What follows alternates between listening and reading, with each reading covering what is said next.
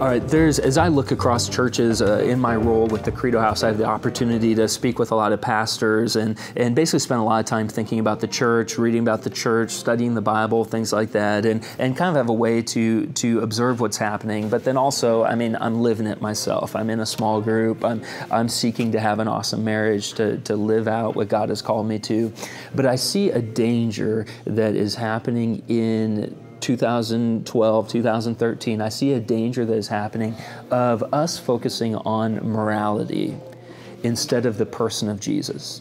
Now, let me explain. It's very common for us. We want to live according to what God has given us in His Word. We want to live moral lives. You know, if He tells us not to steal, we don't want to steal, right? We don't want to break the 10 Commandments and things like that. But what we can do, which I think will hurt our marriage because it will hurt our relationship with God, is try to just be moral as opposed to living for the person Jesus. So let me give you a couple examples. One of them will be, it's very common and very popular in churches today to talk about getting out of debt.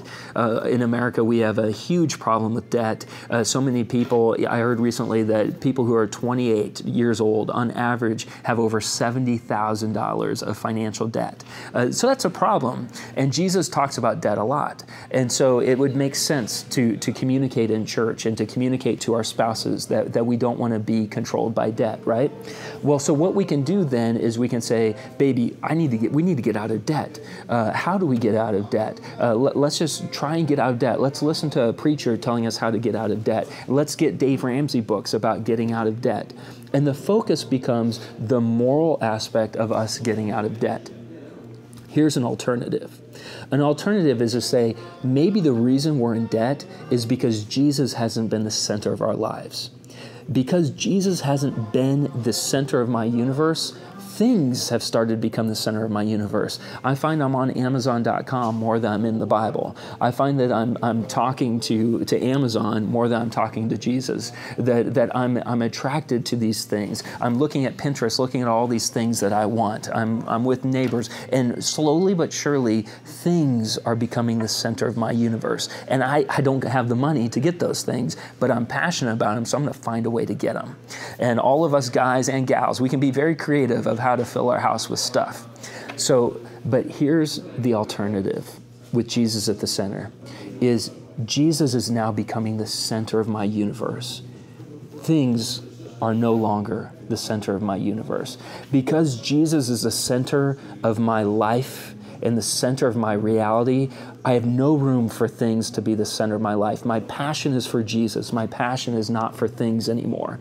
Now that Jesus is the center of my life, now I need to clean up the mess of things being the center of my life. Now I listen to Dave Ramsey and say, Dave, give me some help here, because Jesus is now the center of my life. Now I don't want this debt anymore because I have a new passion, I have a new love, I have a new priority. And our marriage can be the exact same way. If we just want to have an awesome marriage, but we're the center of our life, we're the center of our universe, our spouse does not want to be a part of being with self-centered people. None of us look around our life and say, you know what, I need some more selfish people in my life. I'm really just missing selfish friends and a selfish spouse.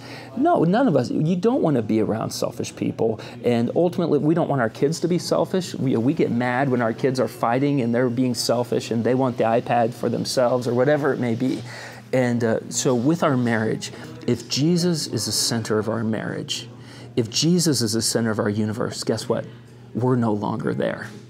If we're now bowing our knee to Him, as opposed to wanting to be the king of the mountain, now Jesus is the king of our mountain. Jesus is the king of our lives. You know what? Our spouses are going to want to be wherever we're at. Now our spouses go from being, why are you so selfish, to, I'll follow you anywhere, baby. Anywhere you go, I'm with you, because I see that Jesus is the center of your life. And if He's the center of your life, He's going to take you to good places. And guess what? He's going to give you a heart to love me the way that I've been designed to be loved. So don't settle for morality. Don't just settle for a moral life. Morality is fine, but it's fine when Jesus is the center of your life. It stinks if you're just trying to do it just for the sake of morality, because you're going to fail every time. And so an awesome marriage, I think, only has hope when Jesus is the center of your life and you let Him change you from the inside out.